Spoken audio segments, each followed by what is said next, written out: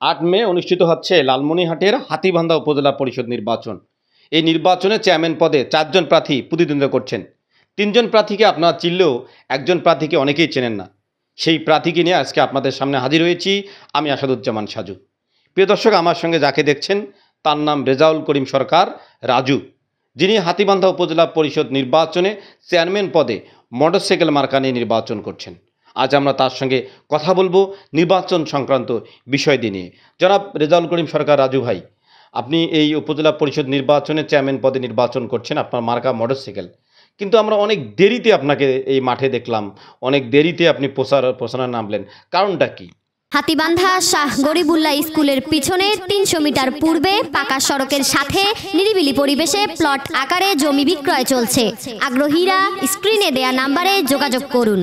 আপনি হয়তো জেনেছেন আমার হাইকোর্টের একটা ছিল, আদেশ ছিল, এটার কারণে দেরি হয়েছে। আর হাইকোর্টের আদেশের পরেও 7 দিন অফিসিয়ালি আমাকে একটু দেরি করানো হয়েছে। তারপরে গত পরশুদিন আমাকে মার্কা দিয়েছে। এই 2 দিন ধরে আমি একটু করতেছি, জনগণের কাছে পৌঁছার চেষ্টা করতেছি। আর আচ্ছা, এই যে আপনি আমরা জানতে পারলাম এবং আমরাও গণমাধ্যমে জেনেছি যে আপনার ওই যে সম্ভবত আপনি অনলাইনে মনোনয়ন দাখিলে একটু সমস্যা হয়েছিল, যে কারণে আপনি হাইকোর্টে শরণাপন্ন হয়েছিলেন। হাইকোর্টের আদেশে আপনি প্রার্থিতা পেয়েছেন। এই আপনি উপজেলা নির্বাচন করছেন, আপনার মার্কা মোটরসাইকেল। হাতীবান্ধাবাসীর উদ্দেশ্যে আপনার কোনো বক্তব্য আছে কি? হাতীবান্ধাবাসীর উদ্দেশ্যে আমার বক্তব্য, আমি হাইকোর্টের আদেশে দেরি হওয়ার কারণে আমার যে সময়টা নষ্ট হয়েছে, এটার জন্য আমি এই 3-4 দিন সময় পাইতেছি। এই 3-4 দিনে আমি আপনাদের কাছে পৌঁছানো সম্ভব হইতেছে না। কারো কাছে পৌঁছানো সম্ভব হইতেছে, আবার কারো কাছে হইতেছে না। যাদের কাছে আমি পৌঁছতে পারবো না তারা আমার প্রতি কোনো অভিযোগ রাখবেন না।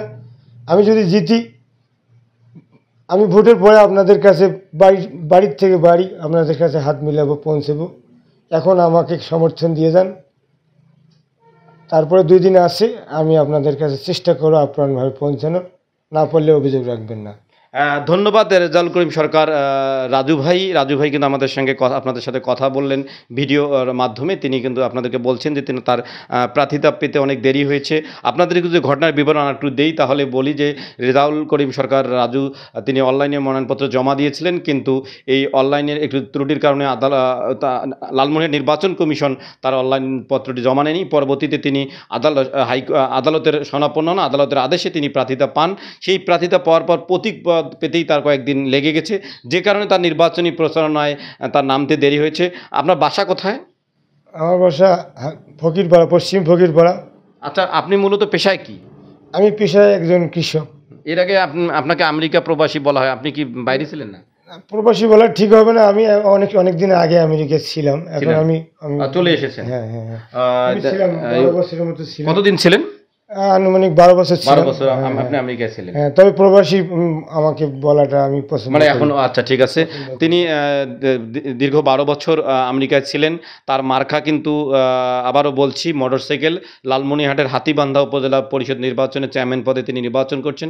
তিনি আপনাদের সকলের কাছে ভোট চেয়েছেন, কারণ অল্প সময়ের মধ্যে তিনি যেতে পারবেন না সবার কাছে, যে কারণে তিনি আজকে এল নিউজ অনলাইনের মাধ্যমে আপনাদের কাছে ভোট প্রার্থনা করেছেন। প্রিয় দর্শক, আজকে বিদায় নিচ্ছি। অন্য কোনো দিন অন্য কোনো অতিথিকে নিয়ে আপনাদের সামনে হাজির হব। ততক্ষণ পর্যন্ত ভালো থাকবেন, এল নিউজ অনলাইনের সাথে থাকবেন।